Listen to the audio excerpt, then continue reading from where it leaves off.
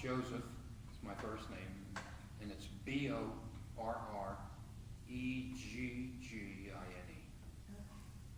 Before we get into the interview questions, I just have a few preliminary questions for you. Can you tell me what dates you worked for RCA?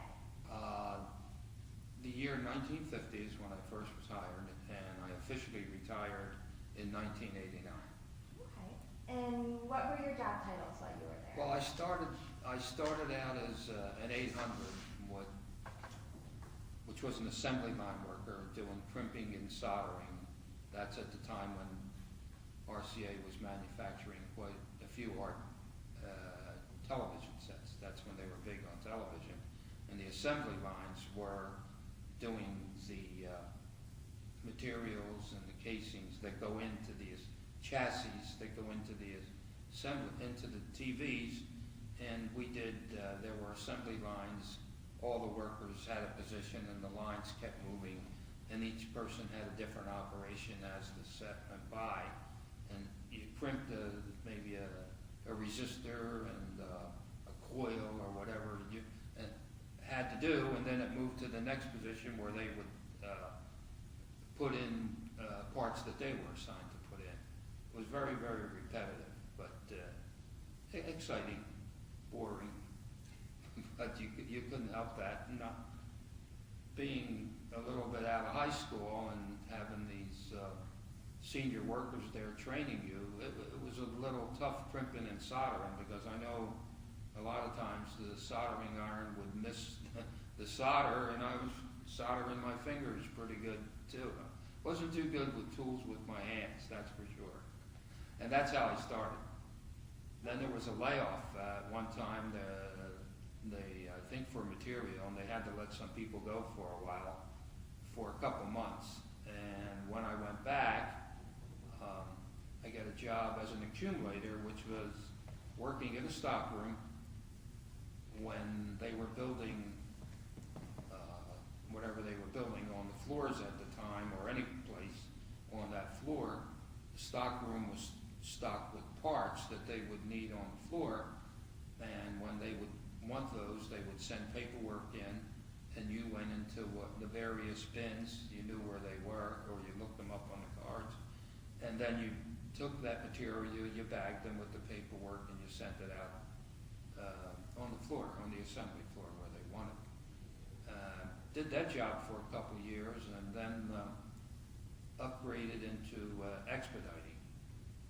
That was a little above accumulator, because what you did there, you then tied in with the assembly floor. You controlled the parts that they needed to build assemblies. You made all the paperwork out, sent it into the stock room where the accumulators then took that material, filled it in like I described that I did. That was then moved out onto the assembly floor where whatever they needed then was given to them.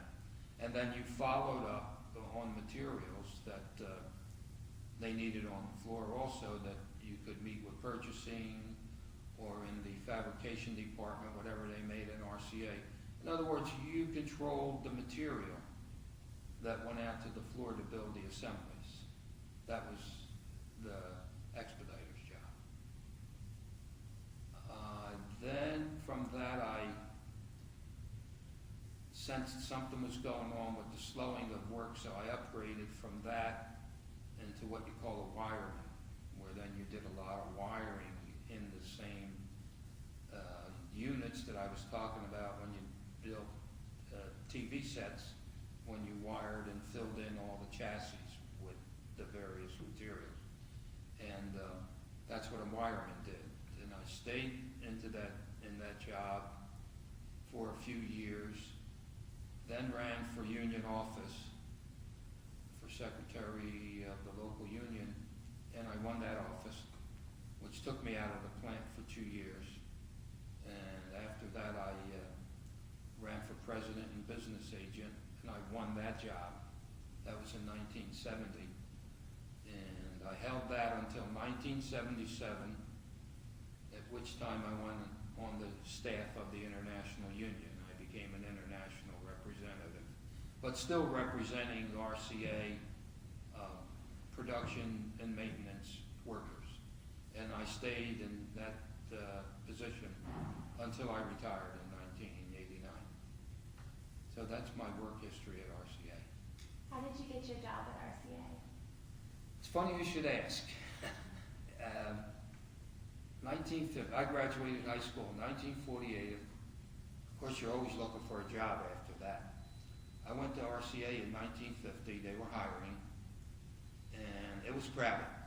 The line was crowded, and I waited. And it was funny, but I heard a gentleman in front of me say to the person that was hiring, "Joe McEwen sent me." I remember the name like it was yesterday. And the personnel gentleman said, "Oh, okay, Joe sent you. Fill this paperwork out, and you'll probably start Monday." And I said, I went to the window and I said, "Joe McEwen sent me. Here's your application. You'll start Monday." So I may have gotten hired, whether I did that or not, but that sort of assured me that I was going to get a job. And 39 years later, whoever Joe McEwen is, thank you very much. So that's how I got my job, Lisa. What kind of wages and benefits did you earn at RCA? Geez. So, I have no recollection, really. Benefits were good because you had your insurance. You didn't have fully paid hospital at the time, but you had very good benefits. The wages, I just can't remember. But of course, it was enough to raise a family at RCA, having a job there. But the wages, I just don't remember. I don't know if we made $100 a week.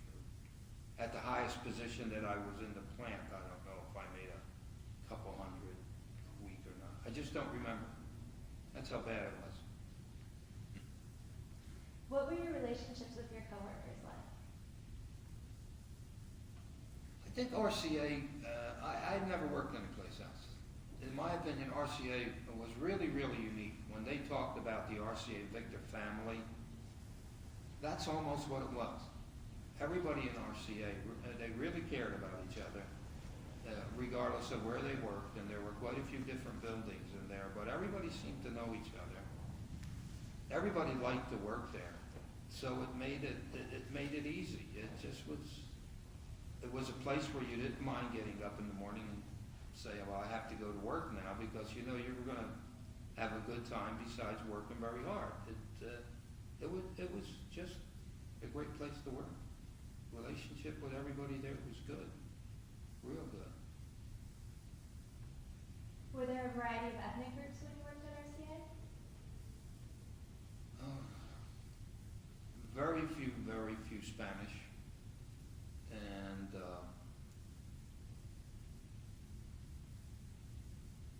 I don't know the number of Black Americans that were in there, but there were quite a few.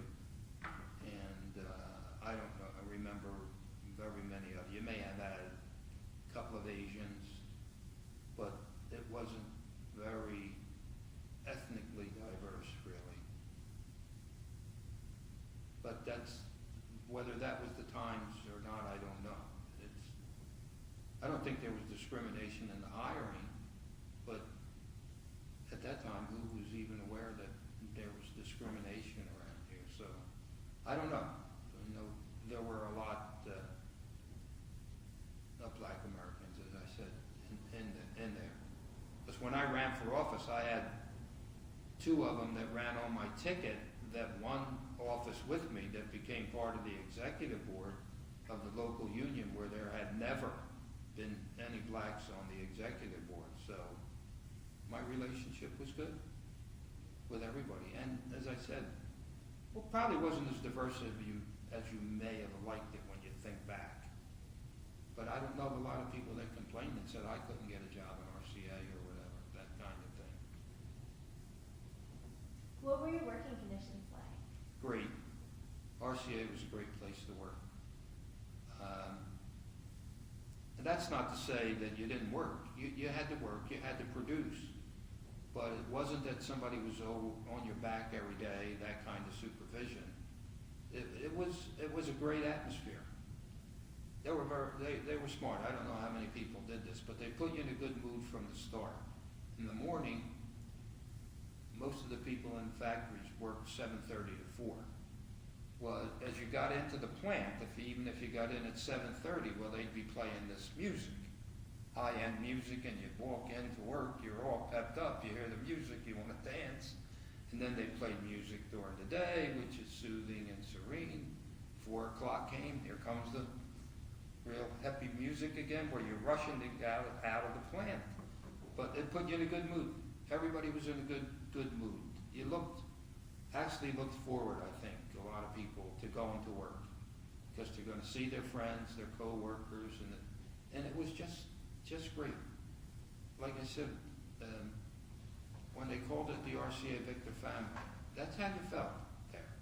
You felt like you were part of a family. It was. I can't think of a better place to work. I have never known since I was there anybody, at least in the factory, say, I'm leaving here, I'm going to go look for a job someplace else. I don't like it. As a matter of fact, all you ever really got were people calling you, asking you, is RCA hiring? Can you get me a job? Or if somebody got laid off, one of the funny ones always was, when people got laid off, they'd say, oh, I'm working at so-and-so now, and are they good? And they pay good, and the working conditions are great, and you go, oh, well, I'm happy for you. Then they say, you think they're going to call me back at RCA? So, that's the way it was. Just great.